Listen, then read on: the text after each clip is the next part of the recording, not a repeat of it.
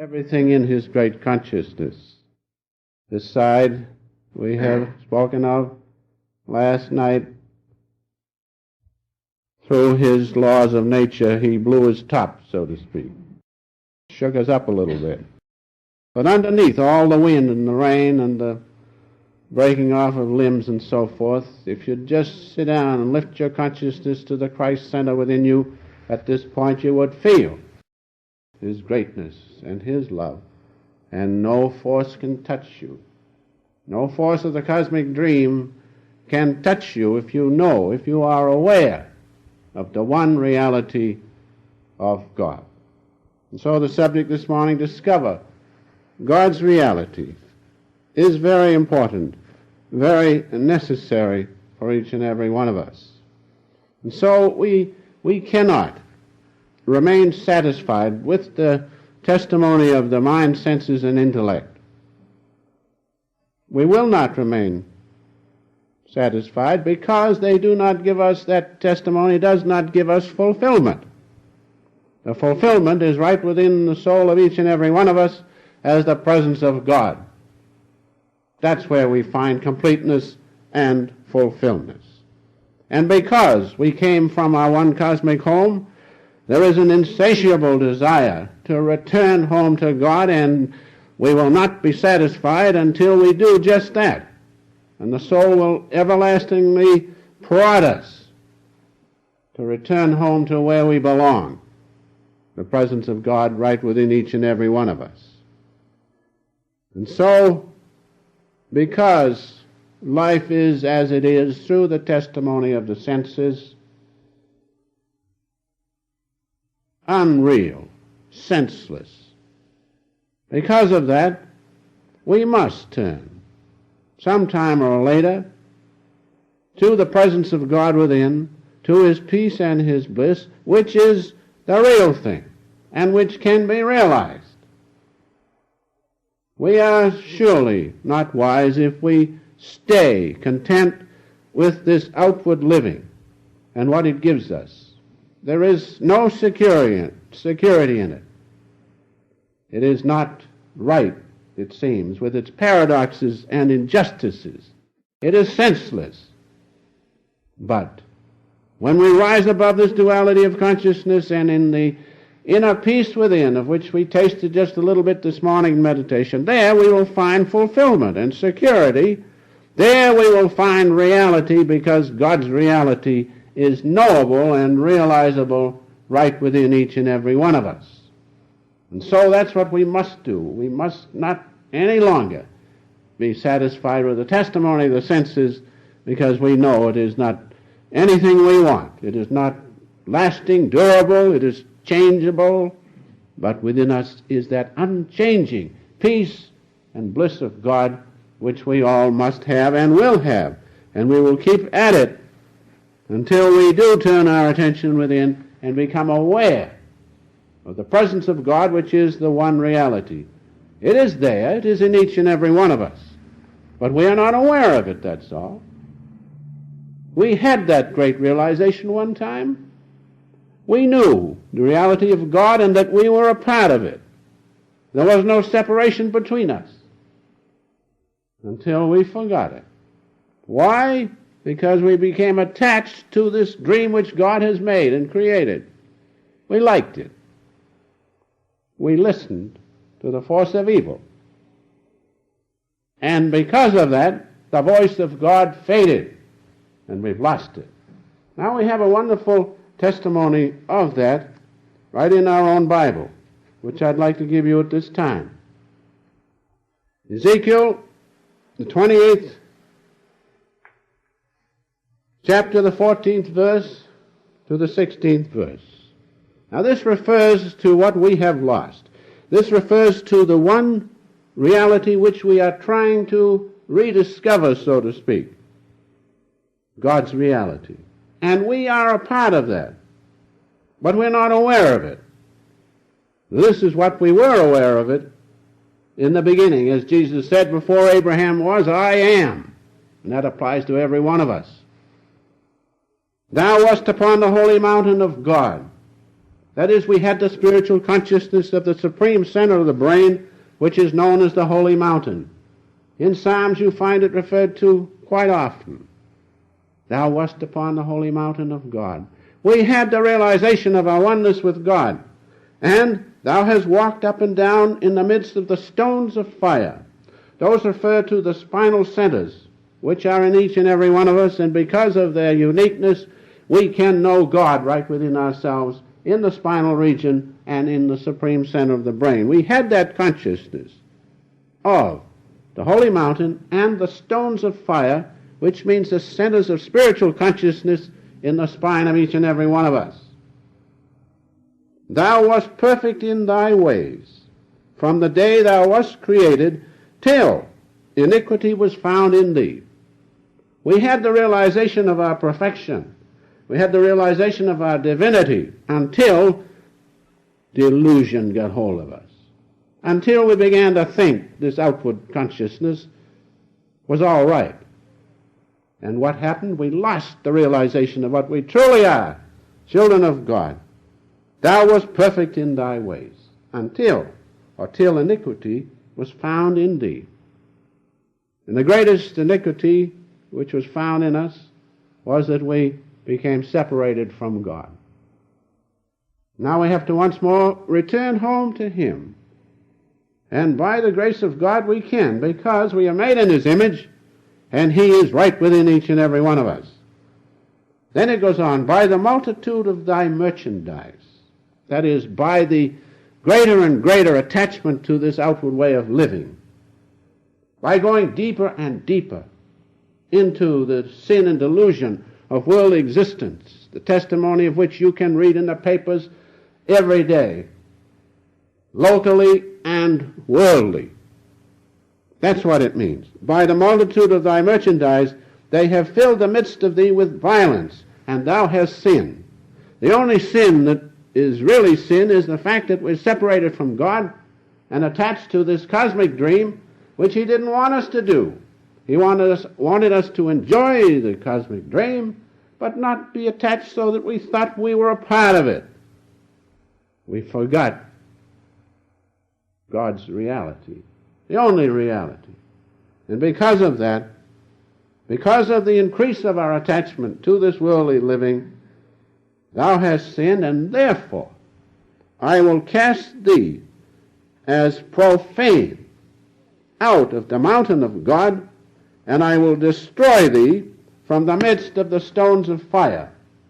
That is, because we have done what we have done, we've forgotten God, we have lost that great consciousness which we had of oneness with Him, and we've lost the spiritual consciousness of the stones of fire, where His great spiritual consciousness and energy direct all the functions of our body and keep us alive, and if harmony reigns, healthy and well.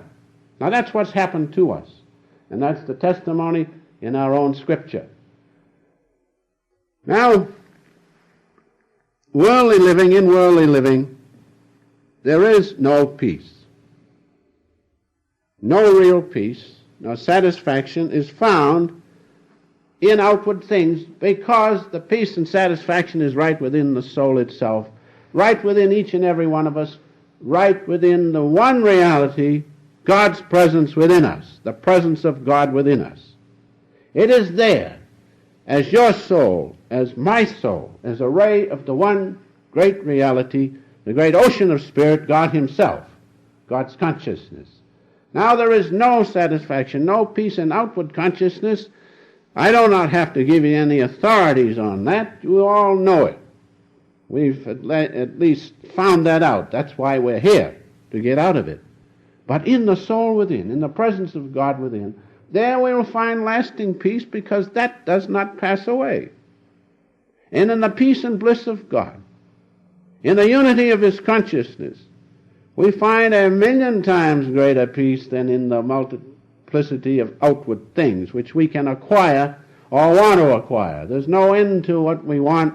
There's no fulfillment, but in the unity of God's consciousness at this point, in His great light and love, when you feel that, everything is fulfilled.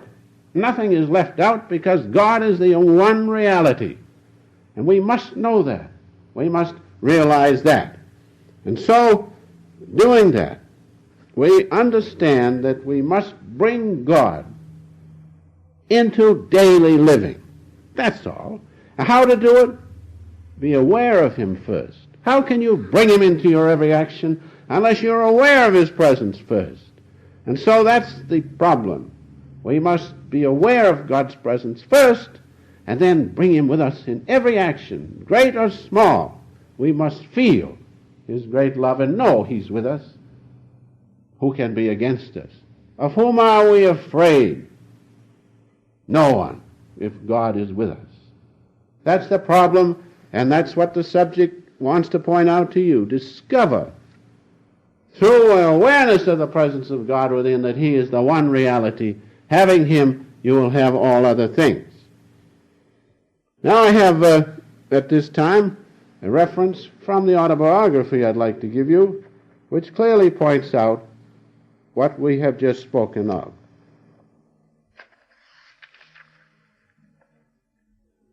Page 50, the notes, those of you who'd like to look it up sometime, showing that God is the only reality. This is from some words of Emerson, a great student of Hindu philosophy and a great prophet and a great devotee of God. He says this: the universe is represented in every one of its particles, just like the drop of the ocean.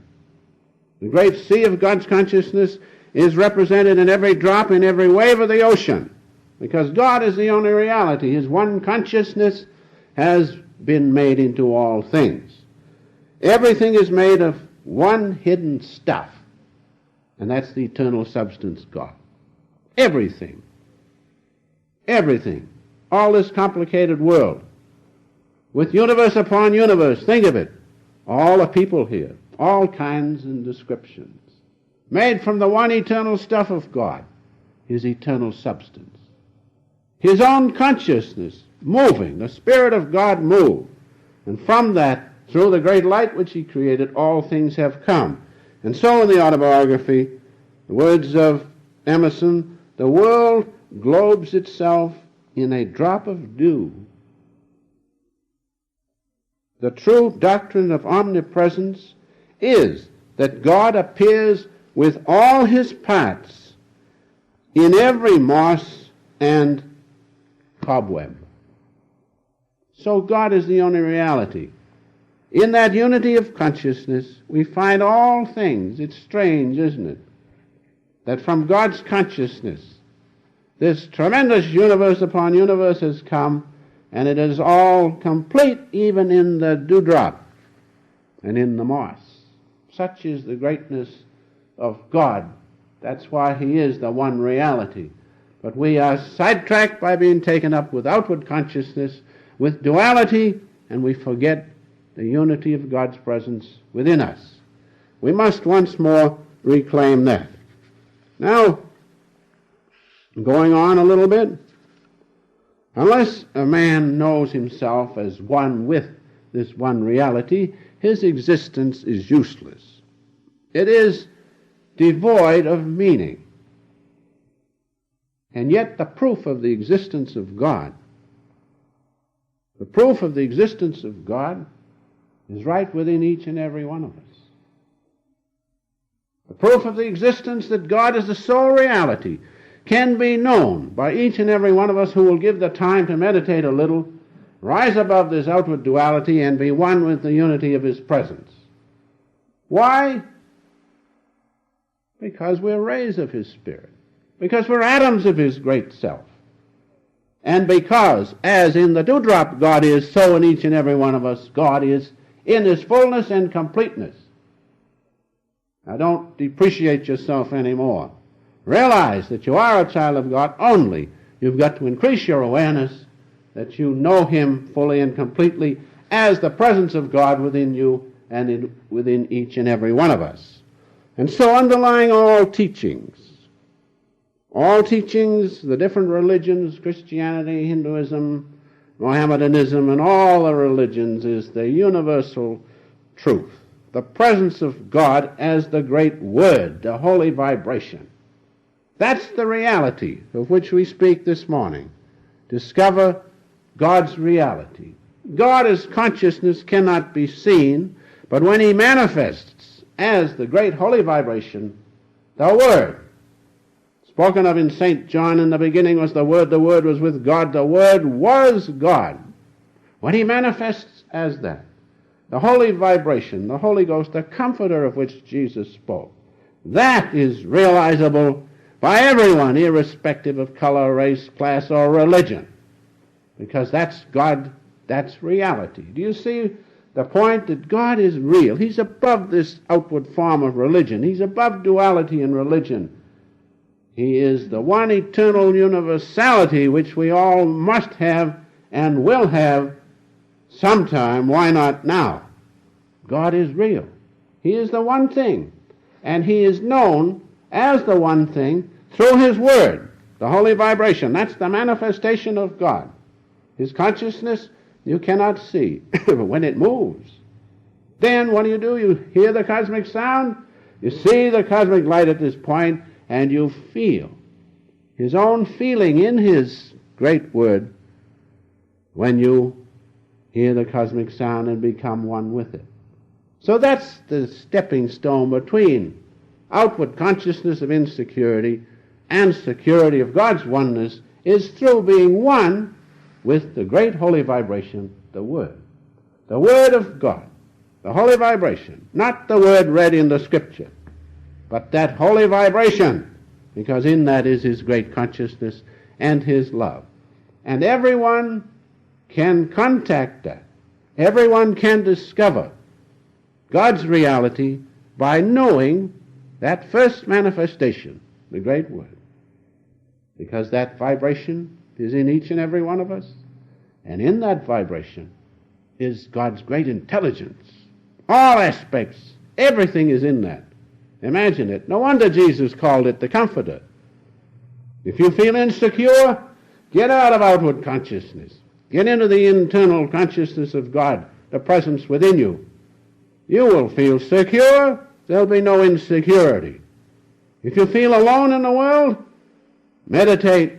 Let the great love of God come into you, and you'll feel absolutely secure. There'll be no apartness from him. You will not feel alone. You cannot get that any other place except in God's presence. God is worthwhile rediscovering, if we can speak of it that way. Now comes the question,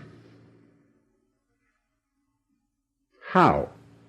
How to discover God's reality? How to do it? Well, instead of spending the greater part of our energy in this worldly living, and providing a place to keep out of the rain and take care of ourselves,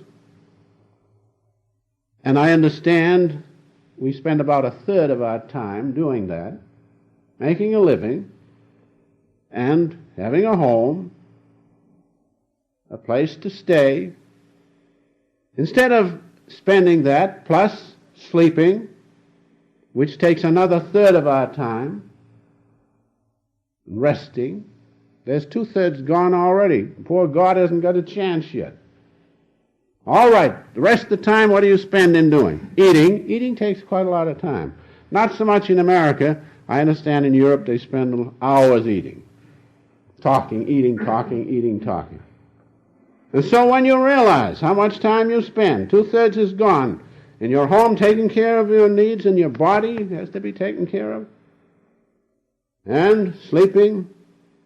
And then, if we knew how much time we spent in all these little things which go on in our lives, trivialities which go on, gossiping, little gossip, everybody gossips a little. But the thing is, when all this is taken care of, there's no time for God. That's the worst thing. That's the point I'm trying to bring out. It's all right to talk. It's all right to eat. It's all right to sleep. It's all right to have a nice home. It is not all right to forget God. Therefore, if we can shorten all this time, this wasted time, and save at least some time during the day for God, and then everything will be all right. Everything will be all right, because then that's all he wants us to do, is not to forget him anymore. We've done it long enough. And so we must not lose that time, which slips away from us. And therefore, if we make up our mind we're going to meditate so much every day, and do it, and not miss. If you have to miss due to sickness and so forth, make it up the next day. Make it up the next day. If we do that, we'd be surprised. Instead of finding this life boredom, which we do, because we feel the boredom of life, that's why we talk and waste time on trivialities. But in the presence of God within, there'll be no boredom at all. That's the sad part. We do not have to be bored if we will just turn our attention inward and discover the reality of God. There'll be no boredom. That I can assure you, and those who meditate in this room will also tell you the same thing. The boredom comes because we run out of things to satisfy us in outward living. While if we turn toward God, we will not be bored at all. Let us realize that. Now, speaking about boredom, seems I'm bored now a little bit because a little while ago we had a political campaign and there was plenty going on. You couldn't get bored. But now, you know, there's a great letdown. A political rally was in progress, speaking about boredom, and a frenzied orator demanded, "Why are we all here? Why are we all here?" He wanted them all to say, "Because we want to elect you." Why are we all here? And instantly a simple-minded fellow spoke up and suggested, "Because we're not all there." So boredom, perhaps that'll help you to remember that when boredom comes, don't be taken up with it. Turn toward God. They say that ministers, preachers, also are boring. I don't know, causes boredom. It is related that one preacher, he took a tape recording of his sermon so as to see the effect on others. A little later, his wife found him fast asleep. So, let's watch out for this boredom by I take tape recordings, and I take it to see how it sounds. But I don't think I've been found asleep afterwards. Perhaps I have, I don't know. So much for boredom. And we must realize, the sad thing is this, that if we would just realize how little time is left for God after all these things are done of which I've been speaking, and that the fact if we would contact him there'd be no boredom, which is true. God cannot be exhausted. You cannot exhaust his greatness, his goodness, and his completeness, and his great love.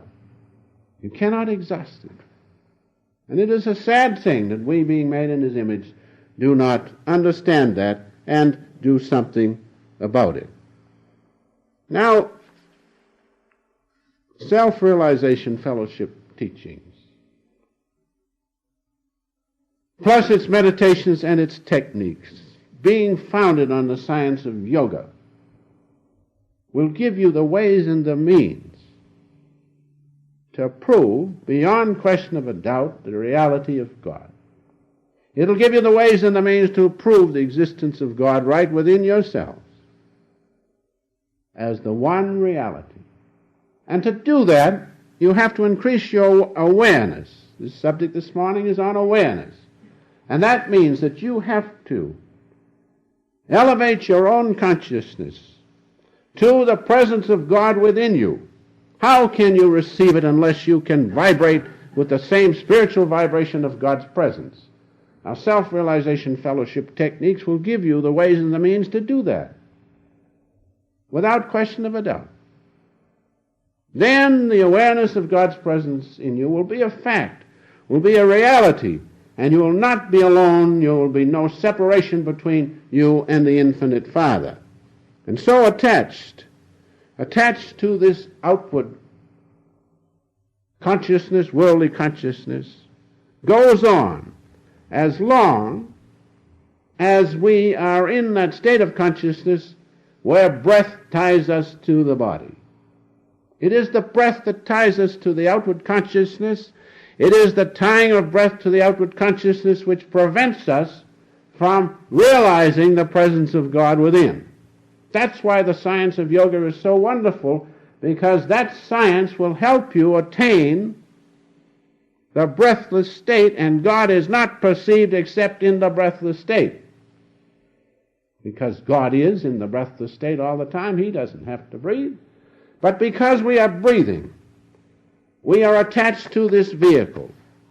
We cannot break the attachment.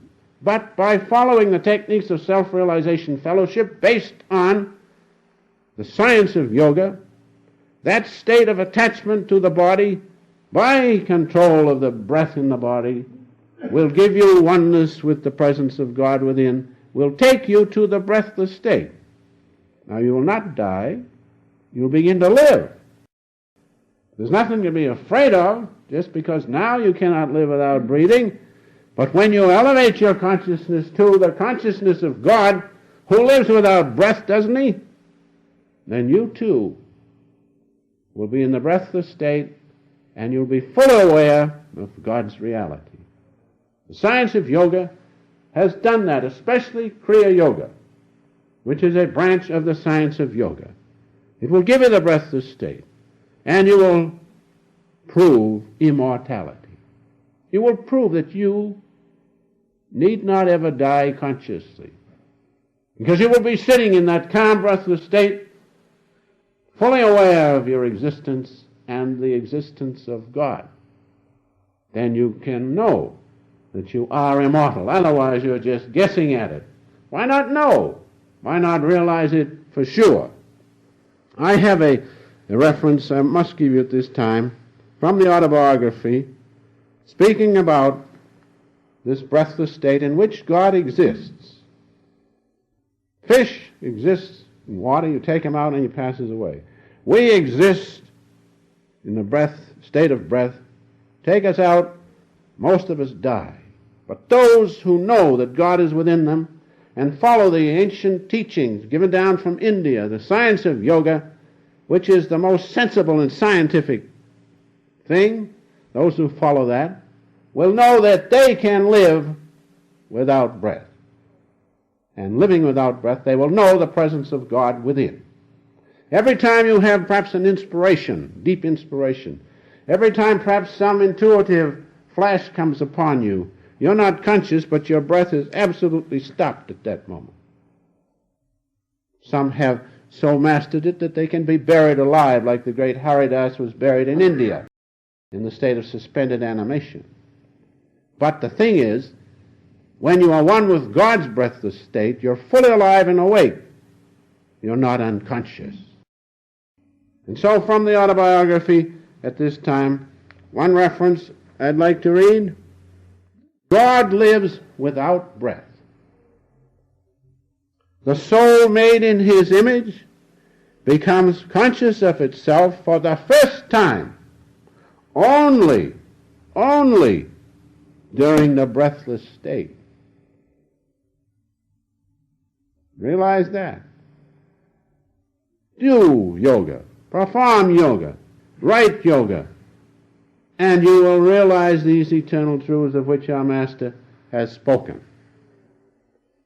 Now, ordinary evolution is too slow. Ordinary evolution is too slow for us to reach. It takes 1,000,000 years to reach the state where the ego consciousness is obliterated. Who wants to wait 1,000,000 years? It's too long. In one lifetime, the ordinary person can attain this breathless state and know that he is not separated from God. That's what Kriya Yoga will do for those who practice it. It will give them that state wherein they are one with God. Now realize, as we just read, God is known, the soul knows itself as one with God only in the breathless state. Realize that. We must perform this great science of yoga, Raja Yoga, upon which Self-Realization Fellowship teachings are based. And so, even one short span of life, imagine it, we've been wasting our time. We could have all the things we need, enjoy them all, if we just would give a little time for God and yoga. But we don't. We fool around, talk about this, waste our time, and miss the greatest thing in life. And so let us understand that. In one time we can attain, one lifetime. You can do it even in 3 years if you have will and strength and perseverance enough and determination. But most of us do not have it. We're satisfied to get it in 1 year. It can be done. And so a reference about this from the autobiography again. Kriya Yoga is an instrument, says the Master, through which human evolution can be quickened.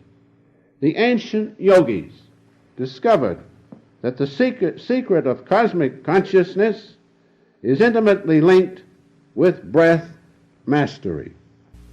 This is India's unique and deathless contribution to the world's treasury of knowledge. The life force, which is ordinarily absorbed in maintaining the heart pump, it pumps 18 tons of blood a day, must be freed for higher activities by a method of calming and stilling the ceaseless demands of the breath. Think of all the energy that goes into breathing, especially when you're excited, and the heart is pumping like anything.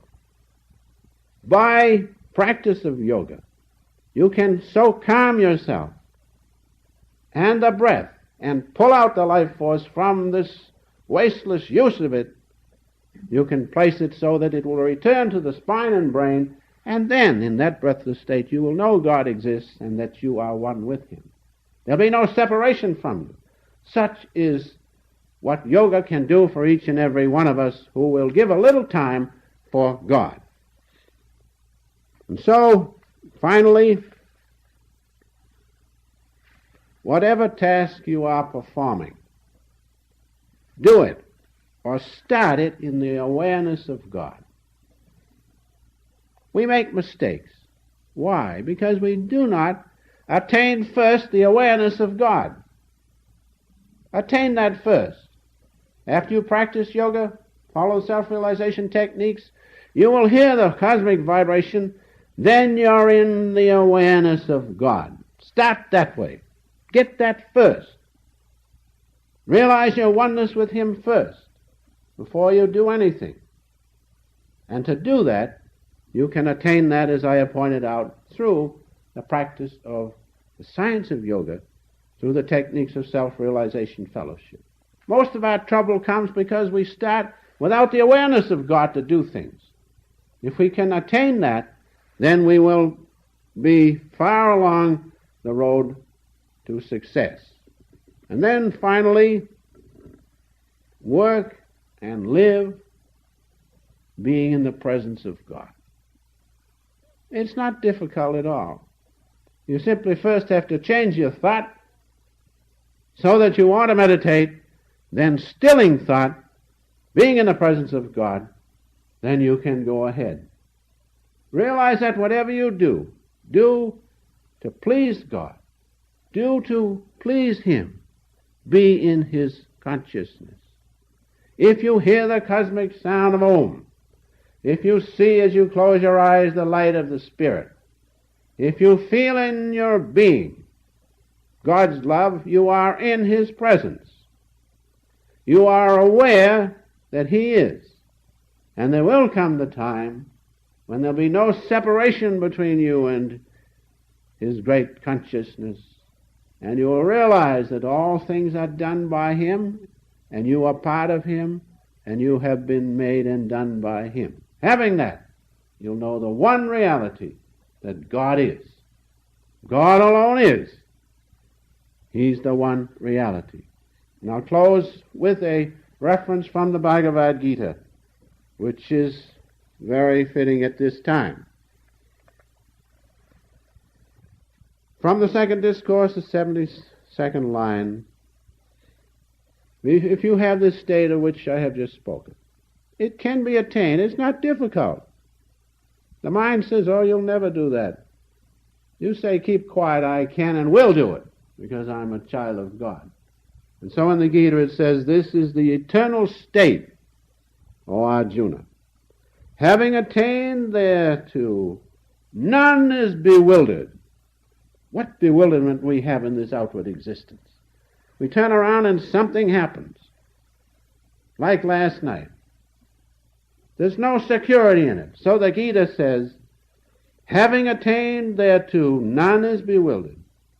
Who even at the death hour is established in the presence of God, in the cosmic sound of Om, in the great light of Spirit, in the love of God, having that in your heart, even at the death hour, he established therein, he goeth to the eternal.